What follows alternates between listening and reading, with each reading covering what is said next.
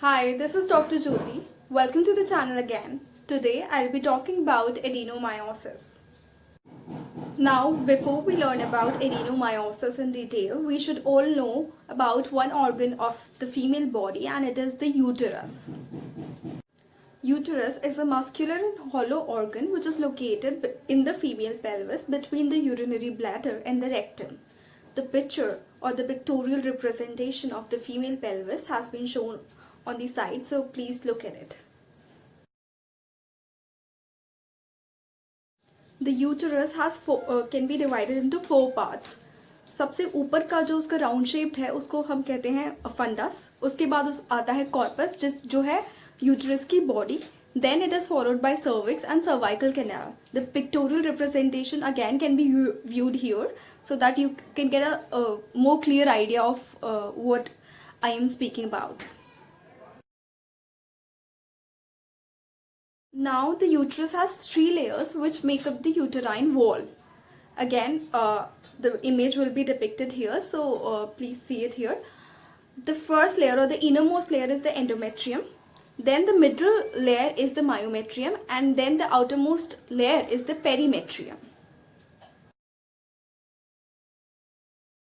Endometrium में जो sales बनी होती हैं, जिन सेल्स से वो बनता है उनको एपिथेलियल सेल्स कहते हैं. एक टाइप की एपिथेलियल सेल्स होती हैं, उसमें कुछ ग्लैंड्स भी होती हैं. मायोमेट्रियम जो है स्मूथ मसल से बना होता है, और जो आउटर मोस्ट लेयर है पेरीमेट्रियम वो एक सीरस लेयर है जो विसरल पेरिटोनियम से बनी होती है.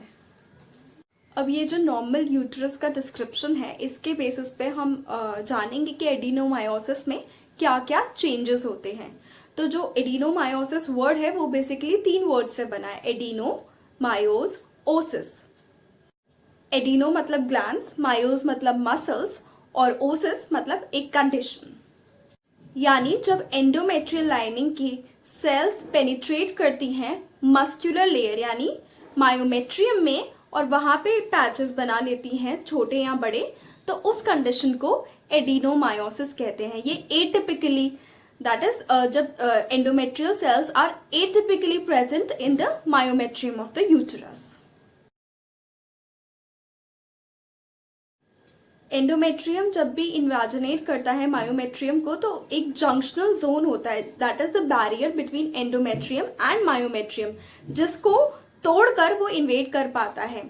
तो ऐसा कोई फैक्टर होना जरूरी है जिसकी वजह से वो जंक्शनल जोन टूटे और एडिनोमायोसिस हो. इसीलिए exact cause of adenomyosis is unknown, लेकिन it has been associated with the rupture of the junctional zone. अब इसका रप्चर कब कब हो सकता है? किसी भी प्रेगनेंसी में, कोई भी प्रेगनेंसी की टर्मिनेशन में, या कोई भी सर्जरी जिसमें यूट्रस का डाइसेक्शन इन्वॉल्व है. Women of reproductive age are more likely to suffer from adenomyosis, लेकिन इसका मतलब ये नहीं है कि यंगर एज के women में ये नहीं होता है. यंगर एज के women में भी ये होता है, लेकिन कम परसेंटेज में होता है. और ऐसा देखा गया है कि मीनोपॉज के बाद ग्रेजुअली एडिनोमायोसिस अपने आप रिजॉल्व करने लगता है काफ़ी महिलाओं में. अगर अब हम इसके सिम्टम्स पे आए तो ऐसा पाया गया है कि 33% ऑफ केसेस में कोई सिम्टम नहीं होता, कम्प्लीटली एसिम्टोमेटिक होते हैं. लेकिन जिनमें सिम्टम्स होते हैं उनमें सिवियरली डेबिलिटेटिंग सिम्टम्स भी हो सकते हैं, और जनरली 40 ईयर्स टू 50 ईयर्स के बीच में सिम्टम्स रिपोर्ट किए जाते हैं. लेकिन इसका मतलब ये बिल्कुल नहीं है कि उससे कम एज में सिम्टम्स कोई भी वुमेन रिपोर्ट नहीं करेगी या उसको सिम्टम्स और साइंस एक्सपीरियंस नहीं होंगे.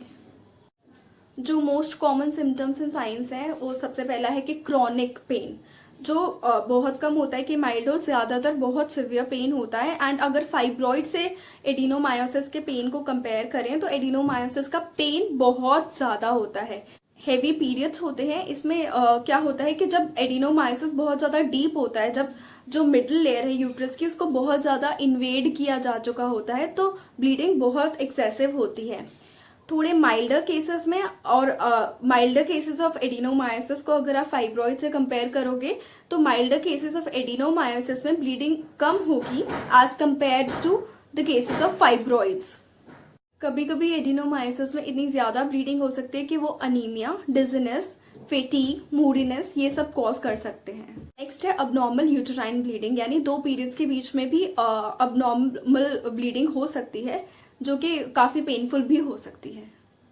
पेन जो है before and during and sometimes after periods भी होता है, जो आपके रूटीन लाइफ को बहुत ज़्यादा डिस्टर्ब कर सकता है। सिंस एडिनोमायोसिस में यूट्रस का साइज काफ़ी बल्की हो जाता है, नॉर्मल साइज से काफ़ी बढ़ जाता है, तो ब्लैडर पे प्रेशर डालता है, यूरिनरी ब्लैडर पे, जिससे वहाँ पे इरिटेशन फील होती है। एंड हमेशा हो सकता है कि वुमेन कंप्लेन करे कि उसको हमेशा एक अर्ज टू यूरिनेट हमेशा एक रहती है, एक बियरिंग डाउन सेंसेशन, एक बियरिंग डाउन फीलिंग भी रहती है, और एक dragging sensation along the thighs भी एक्सपीरियंस कर सकते हैं। Adenomyosis has been associated with infertility and subfertility and preterm labor and rupture of membranes and also अचानक से प्रेगनेंसी खुद ही मिसकैरेज हो जाता है।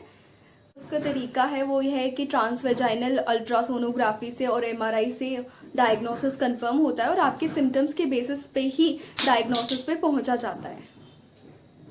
जो ट्रीटमेंट है एडिनोमायोसिस का, कन्वेंशनल ट्रीटमेंट में ज़्यादातर pain killers, hormonal pills prescribe करते हैं एंड जो सर्जरी है उसमें यूट्रस को पूरा रिमूव कर देते हैं। होम्योपैथी इसमें आपका पूरा केस लेके इसमें आपके पेन को कम कर सकती है। आप जो कन्वेंशनल पेन किलर्स लेते हैं जिनसे बहुत सारे साइड इफ़ेक्ट्स होते हैं, उनकी क्वांटिटी ग्रेजुअली कम कर सकती है और आपके हार्मोनल बैलेंस को काफ़ी हद तक रिस्टोरेशन की डायरेक्शन में ला सकती है।